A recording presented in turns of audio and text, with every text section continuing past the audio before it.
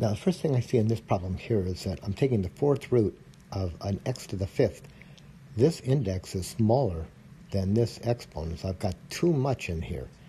I've got 5 in here. I can get no more than, I can't even have 4. I have this number here, this exponent has to be smaller than this. So let's take out some x's. So we'll do this as we've done it before. Let's analyze it with those x's. So with the x's, I'm going to take the index into the exponent, right? The index divided into the exponent. That'll go 1 with remainder 1, which says we can take 1x out and 1 will remain. So taking 1x out, we're going to have 5. Take that x out, and then we'll have fourth root of, now 1x remains, right? 1x comes out, 1x remains, so we'll have x and still this y. Now we're not taking any y out because notice the index is a 4, this power is a 1, and as long as the index is bigger than the power, we're fine. And now we still have this minus 2x, fourth root of xy. Now just be careful, don't forget that fourth root here. If you forget the fourth root, you're making a fourth root into a square root. And now what we have is this. Now we have 5x of these minus 2x of these. So we've got 5x of these things minus 2x of those things. That's going to be 3x of those things being the fourth roots of xy. So what can we do here with this problem 37? Well, first of all, the cube root of 27 we know is 3, so let's get that. Let's write the 3. And now notice that the exponent is bigger than either one of these powers. 3 is bigger than 1, 3 is bigger than 2, so that's simplified already. So we're just going to leave that then as the cube root of xy squared.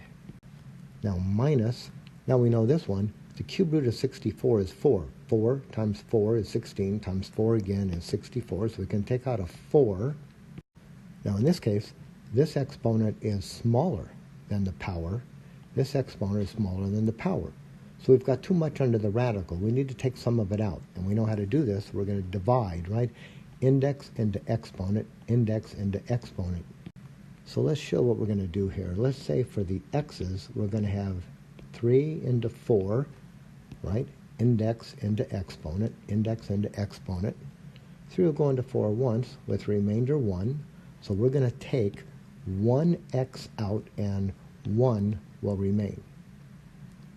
Then for the y's, we're going to get the index into the exponent. So we're looking at 3 into 5. That'll go once with remainder 2. So we can take 1y out and 2 will remain. So let's write this. So let's go back and get this term here. We don't want to forget that one. So we're going to have 3 times the cube root of xy squared minus 4. Now, we can take 1x out and 1 will remain. So take an x out. And also we can take, what do we got? We can take 1y out. So we'll take 1y out. And doing so, that's going to give us, here's what's left, a cube root of, now 1x remains, 2 y's remain. Now here's how I'm going to write this. I've got 3 of these things here. I've got 3 of these minus 4x of these. So altogether, we're going to have 3 minus 4xy of these cube roots of xy squared. Now, if you don't quite see what I did, you might think of factoring. This cube root and this cube root, those are common to both terms. So if you factor that out, if you factor it out, you know, I'm going to factor it out on the right side. So I'll take out a cube root of xy squared, and if I remove that, what's left? Well, a 3 from over here and a minus 4xy from over here. So a 3 minus 4xy. So you can think of it either way.